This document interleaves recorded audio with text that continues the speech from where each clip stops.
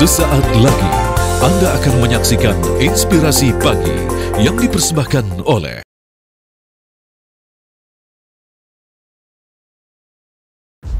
Halo, saya Abraham Srijaya, anggota DPR RI fraksi Partai Golkar dari Dapil DKI Jakarta 2, Jakarta Pusat, Jakarta Selatan, dan Luar Negeri. Kalian sekarang sedang menyaksikan Di Balik Kursi.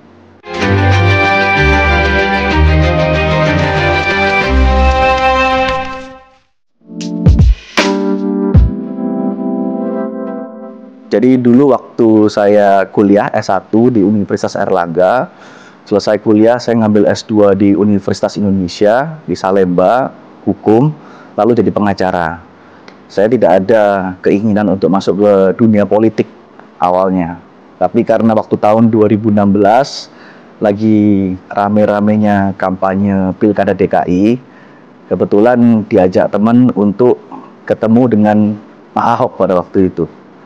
Nah, lalu ikut proses kampanye sebagai peserta, lalu diajak ikut masuk ke dalam Angkatan Muda Partai Golkar pada waktu itu. Saya mulai dari paling bawah, dari jabatan departemen, sampai akhirnya naik ke wakil bendahara umum, wakil ketua umum, sampai akhirnya ikut kontestasi pemilihan legislatif di tahun 2019. Pada waktu itu dapilnya masih Jawa Timur 1, Surabaya Sidoarjo, dan belum berhasil. Nah, pada waktu itu saya sudah memutuskan untuk sebetulnya cukup di politik. Tapi di tahun 2024, pada waktu mau pemilihan legislatif lagi, kebetulan diminta oleh senior untuk maju di DKI Jakarta 2. Dari situ saya berpikir, saya harus bisa membuktikan bahwa anak muda bisa menang meskipun kita ada di dapil neraka. Orang yang selalu bilang dapil neraka, karena dapilnya begitu luas, DPT yang terbesar, di luar negeri aja 1,7 juta, dan akhirnya kita membuat tim bekerja 24 jam selama 1,5 tahun, dan akhirnya berhasil mendapatkan suara tertinggi di Partai Golkar di DKI 2, yaitu 77.000.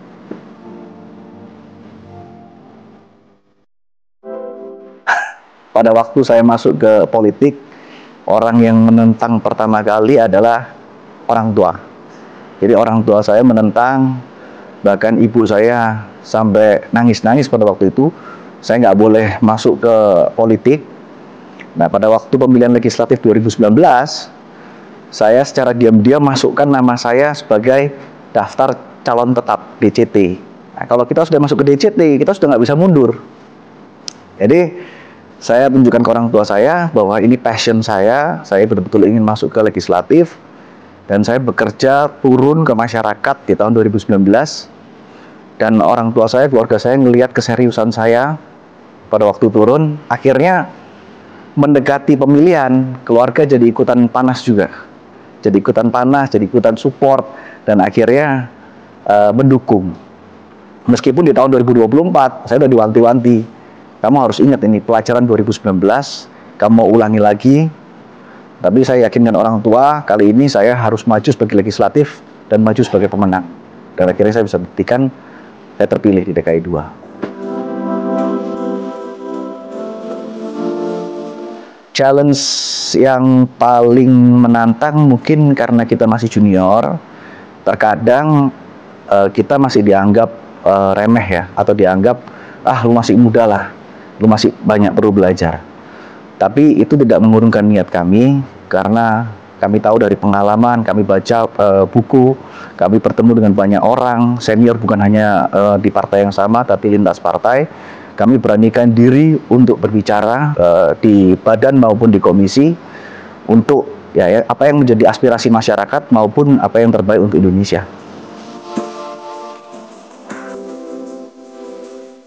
Kalau pekerja migran ini kebetulan saya lumayan memahami, karena suara saya dari luar negeri ini terbesar di Malaysia, dan terbesar itu 9.000. Kami dapat 9.000 di Malaysia, dan problem terbesar terhadap PMI yang ada di Malaysia itu adalah undocumented migrant workers. Dan untuk menyelesaikan permasalahan pekerja migran di Indonesia, khususnya di Malaysia, ini tidak mudah.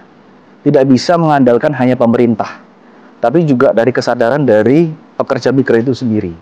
Karena berkali-kali kita membuat aturan, diperketat pun dengan seluruh lembaga pemerintah ikut turun pun, tapi kalau migran workersnya tetap ngeyel, tetap melanggar aturan, tetap diam-diam mau bekerja di sana, akhirnya sampai di sana yang mereka kira bekerja mendapatkan penghasilan yang lebih baik, penghidupan yang lebih baik, di sana ternyata lebih jelek. Bahkan di ladang itu mereka sudah nggak di-treat seperti manusia.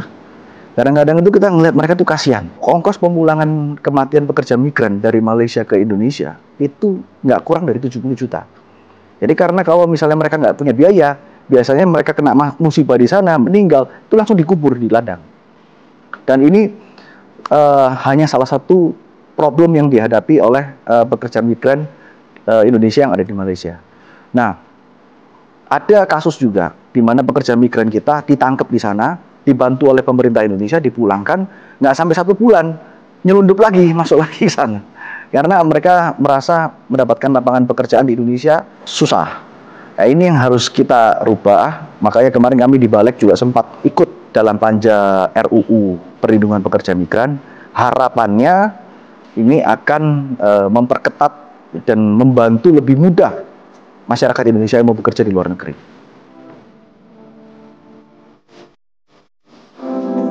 Nah, jadi terkait dengan RUU penyiaran ini, RUU penyiaran ini masuk ke DPR tahun 2012. Jadi RUU yang masuk di tahun 2012 ini sudah tidak relevan dengan perkembangan zaman di tahun 2025 sekarang. Contohnya apa? Di tahun 2012 belum ada Netflix, YouTube, belum rame lah. Belum ada OTT dan lain-lain. Nah, maka dari itu draft yang masuk ke kami itu harus betul-betul dipelajari untuk mengikuti perkembangan zaman. Namun tidak bisa disamakan juga penyiaran, ya, broadcasting dengan streaming services. Ini dua hal yang berbeda. Karena apa? Penyiaran itu secara serentak bersamaan melalui gelombang radio frekuensi. Kalau OTT streaming itu subscribe on demand. Jadi tidak selalu serentak. Dan kita tidak bisa menyamaratakan pembatasan antara OTT dengan TV konvensional. Kalau itu sampai terjadi, satu, KPI akan memiliki kewenangan yang sangat superpower. Karena apa? Yang dimaksud dengan platform digital itu bukan hanya OTT dan YouTube, Instagram, TikTok juga termasuk. Kita nggak mau dong KPI bisa ngawasin TikTok dan Instagram maupun dengan OTT streaming services. Kenapa? Nanti kreativitas masyarakat Indonesia akan terhambat dengan adanya hal-hal seperti itu. Dan yang kami takutkan juga nanti ada oknum-oknum yang bermain di sini yang akhirnya justru memperlambat majunya kreativitas streaming services di Indonesia.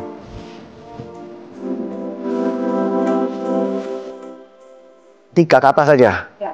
Oke. Berani, berintegritas, dan pintar.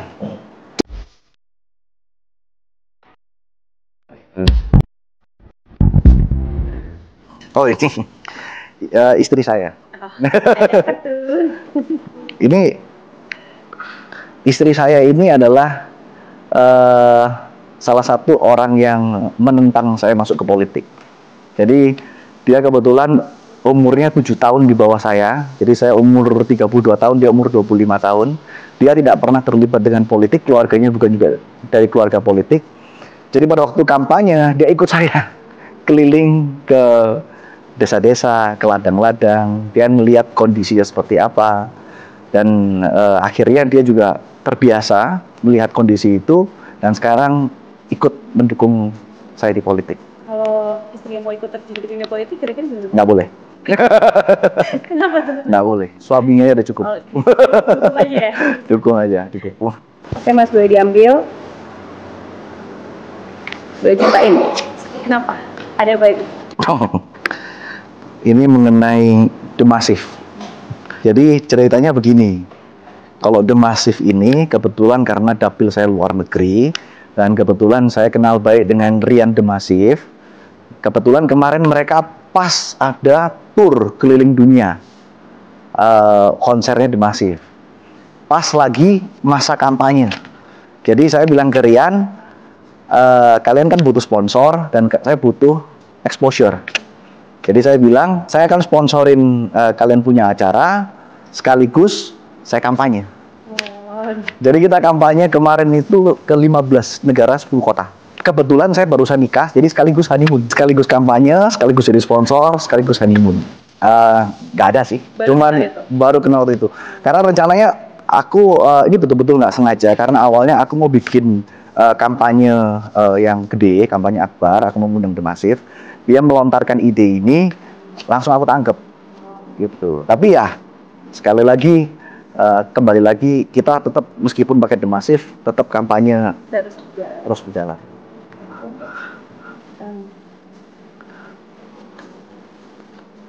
Iran versus Amerika Serikat. Ini kalau saya, ini pendapat saya pribadi, saya selalu menginginkan perdamaian di muka bumi. Apapun ceritanya, apapun problemnya, Indonesia adalah negara yang menganut politik bebas aktif. Artinya apa? Kita juga menginginkan perdamaian.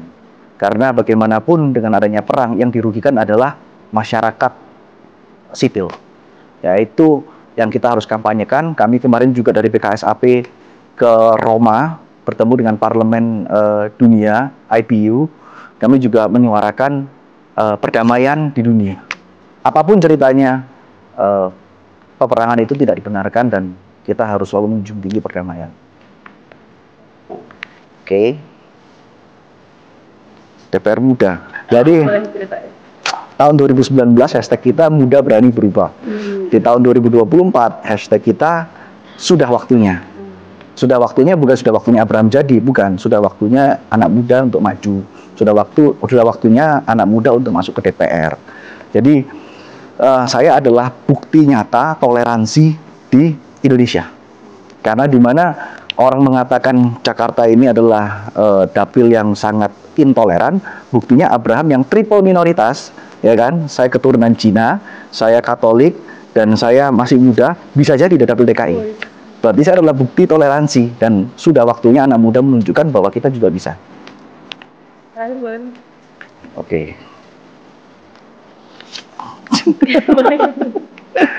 Mobil sport.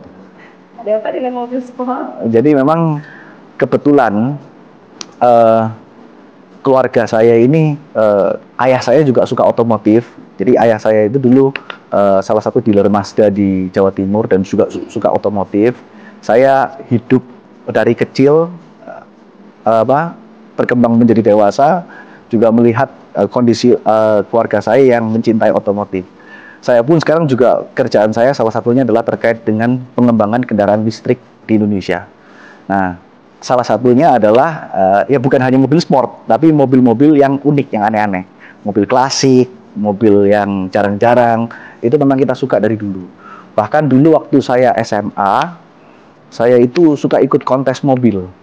Jadi saya beli mobil, saya oprek habis, kursi belakang nggak ada, saya modifikasi terus ikut kontes. Nah, menang banyak sekali piala dari situ, ya itu menjadi hobi lah. Tapi sejak menjadi DPR sudah agak hilang. Tapi kangen kan? Tapi ada itu? Enggak juga. Oh. Karena sebentar lagi kan istri saya punya anak, kita harus mikirin kondisi keluarga dan lain-lain. Jadi itu hobi masa lalu lah. Tapi kalau kita boleh tahu, koleksi mobil ada berapa? Koleksi mobil ya lumayan loh. Oke.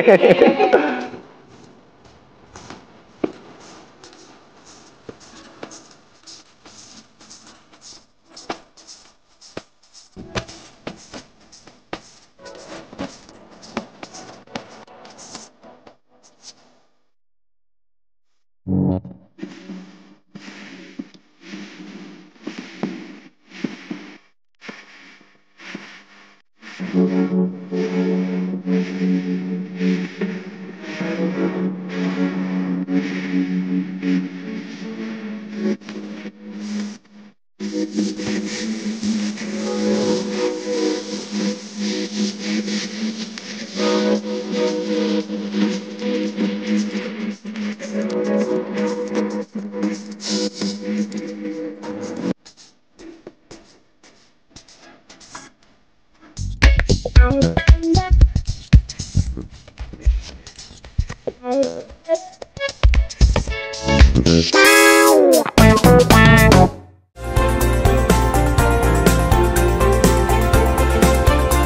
baru saja menyaksikan Inspirasi Pagi yang dipersembahkan oleh